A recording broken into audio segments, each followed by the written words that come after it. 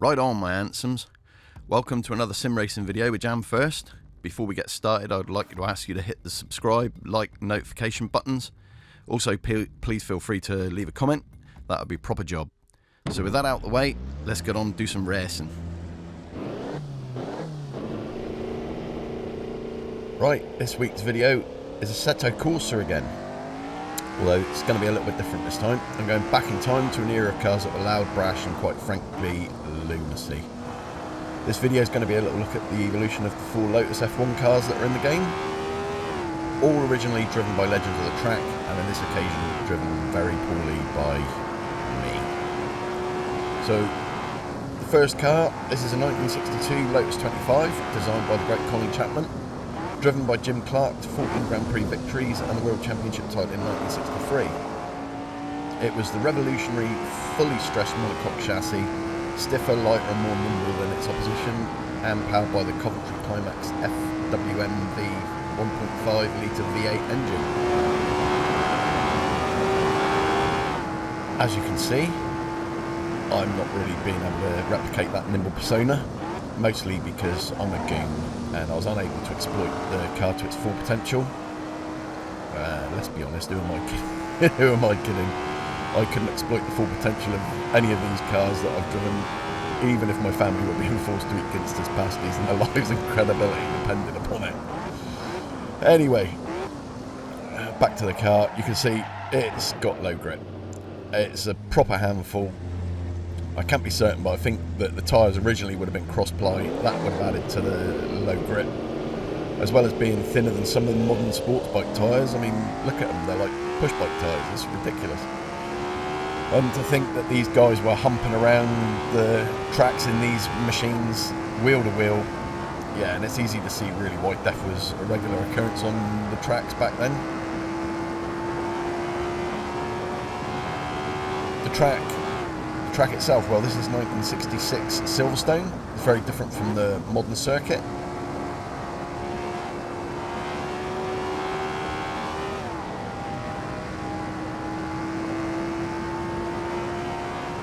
As we go round Cops, it's a little more open in this than it is in modern day, or at least feels more open. Nice long right-hander. Down towards Maggots, Beckett's and Chapel. That complex still exists. However, it's a lot longer, a lot wider than it is in the modern circuit.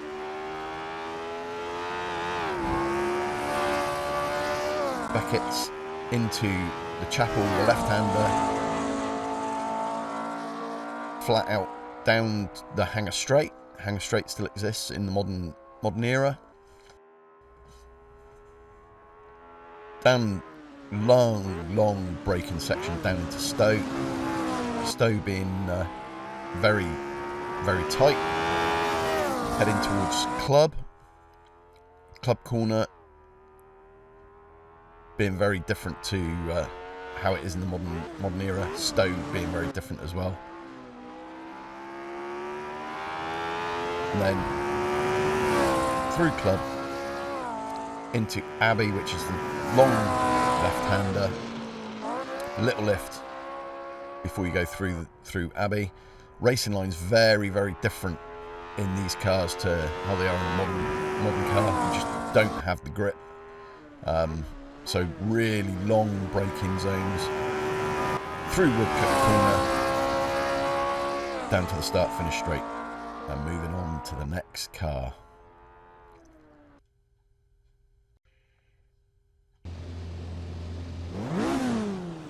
So, this is the Lotus 49. Again, another brainchild of Colin Chapman. It was driven by Jim Clark, who won it on its debut in 1967. It also provided him with his very last Grand Prix victory. The car went from strength to strength, and in 1968, Graham Hill won the title in the car. The car also went on winning races until 1970. The car itself is a complete handful. The fire-breathing Cosworth DFV 2.5 litre V8 which powered most of the grid until right through the 70s, was it strapped to the back of this car. It was said that Graham Hill had a few reservations about it because it had massive bursts of power and on occasion made it quite uncontrollable. As you can see, I struggled really, really badly to keep this car going where I wanted it to go.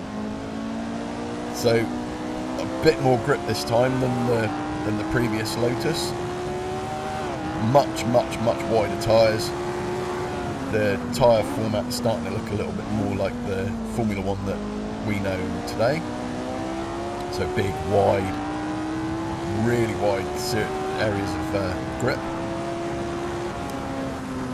And as you can hear, the car itself is a lot more raucous.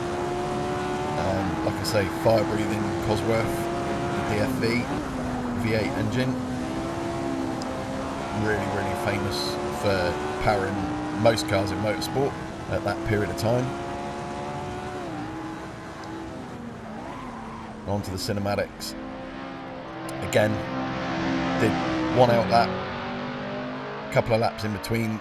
Some of them were pretty disastrous, and so I've cut to the ones that were reasonable and didn't have me spinning off at every corner.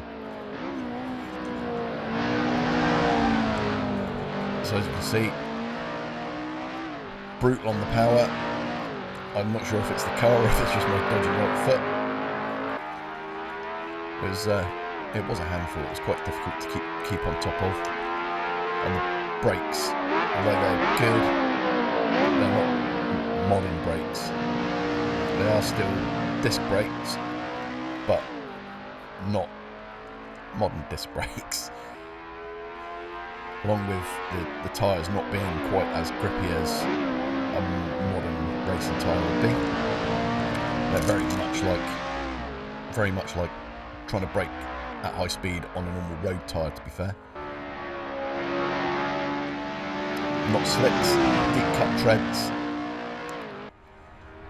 with a norm. Coming around Woodcut corner now.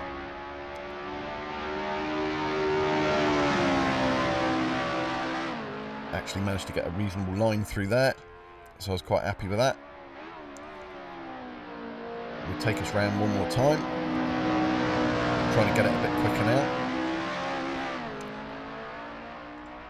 So heading now down towards Maggots, through Maggots, into Beckett's.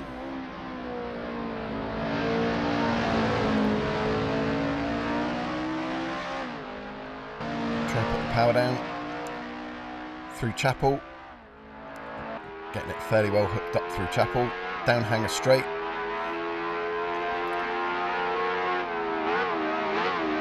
into Stowe. One of the corners that I kept making big mistakes on, been in the car. Club again, quite a deceptive little corner because it is quite short, quite tight.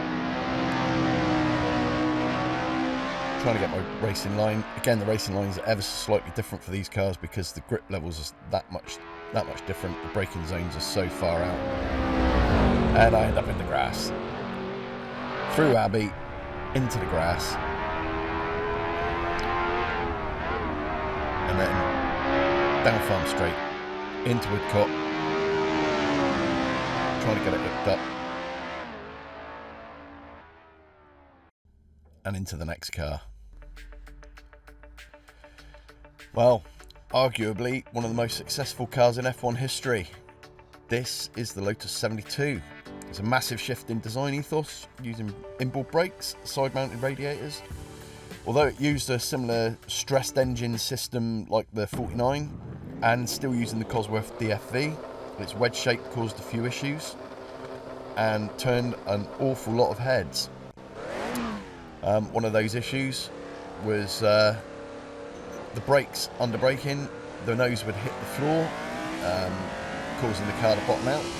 So they developed an anti-diving brake suspension system, which caused problems of its own, and also had to develop new suspension for the rear. I think it was like an anti-squat system they set up.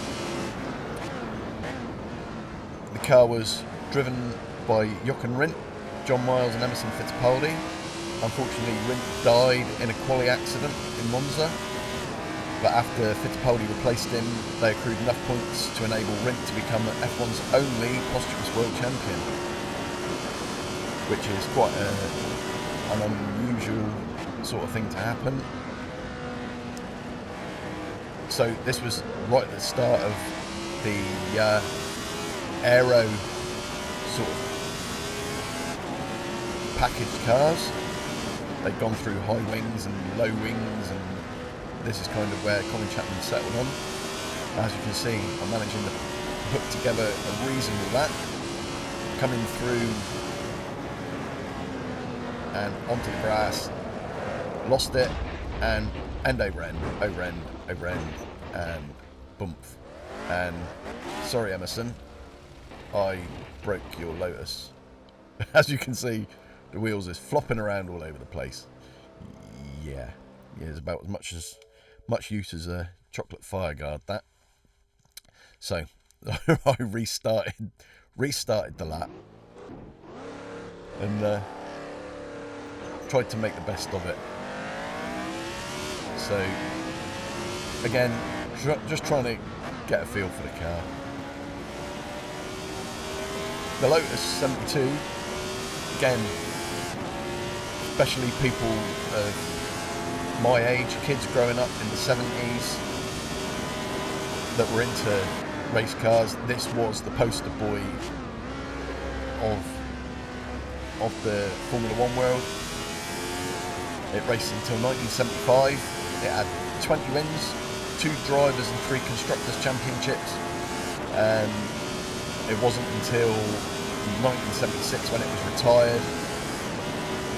It just wasn't able to keep up with the Ferraris. The Ferrari driven by the great Niki Lauda.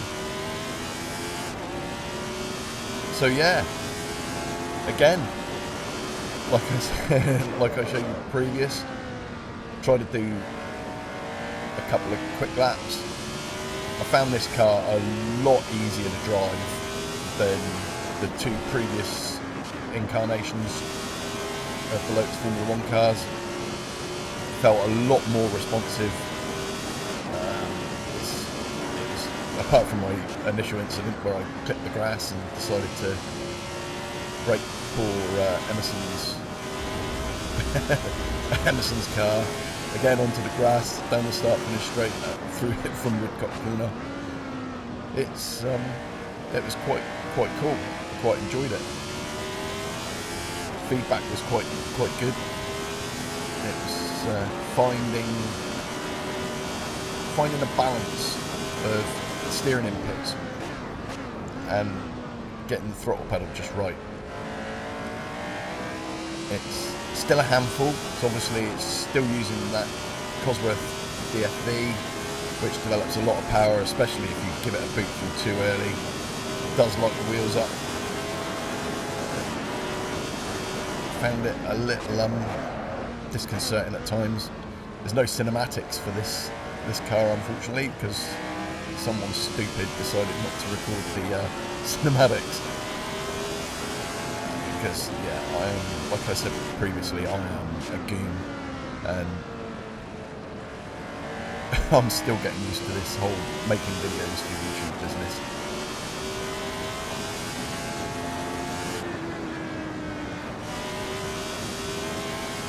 Down Farm Straight, heading towards Woodcock Corner.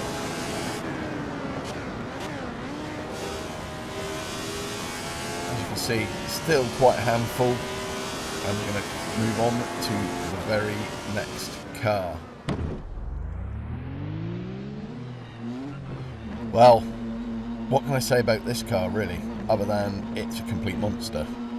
This, of course, is the Lotus 98T, and it's an absolute animal.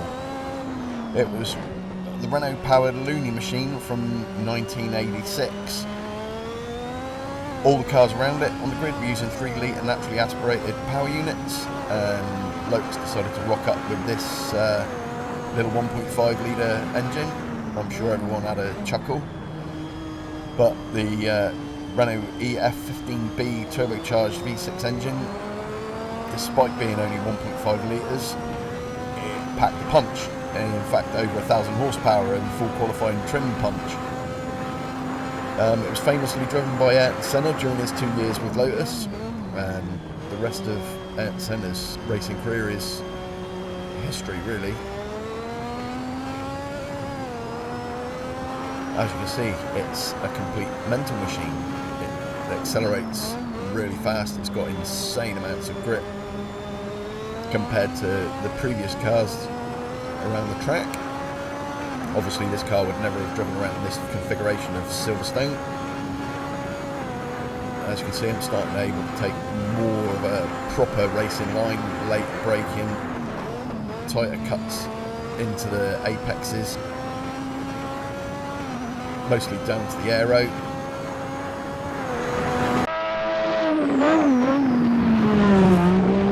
And it sounds glorious, absolutely glorious. Looks the part with all the World Championship rosettes on the side, looking a lot more like a modern Formula 1 car. And it does look and sound absolutely amazing. Not saying it was easy to drive, but easier to drive at speed than the others were. I found I wasn't able to get it anywhere near its limit, because obviously I only drove it for a short time, but I do plan on doing a sort of a time attacky type video at some point. Yeah, the Lotus 98T, it's a beast.